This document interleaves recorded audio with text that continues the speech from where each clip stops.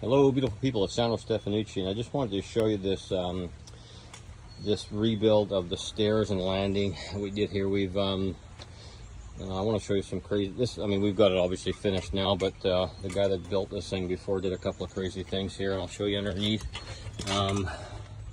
With supporting this deck, it was the original deck was at this point, and then they did this at some point. And what they did was they just put 2x4s.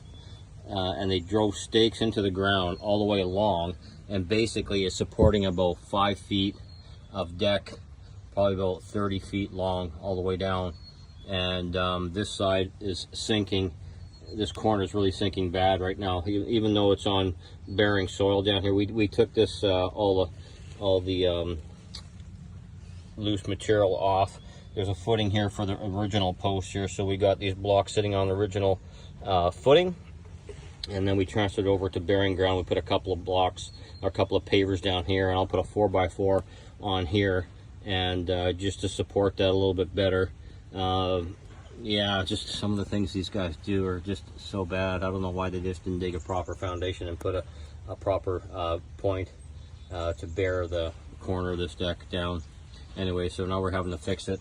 They did have 4x6s on here before in this area here too, but it was all rotting out because they had filled the cavity in with dirt, and they put everything in here and they just fill it with dirt, so it was just rotting everywhere.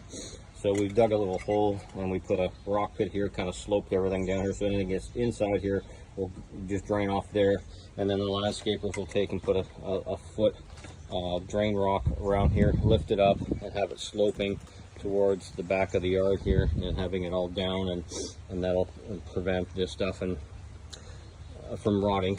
And also this Vicor is one of a few different manufacturers that make this blue skin for protective covering for joist hangers. And anytime you put pressure treated decks like this, we put them underneath this deck here when we replace the IPA material on there.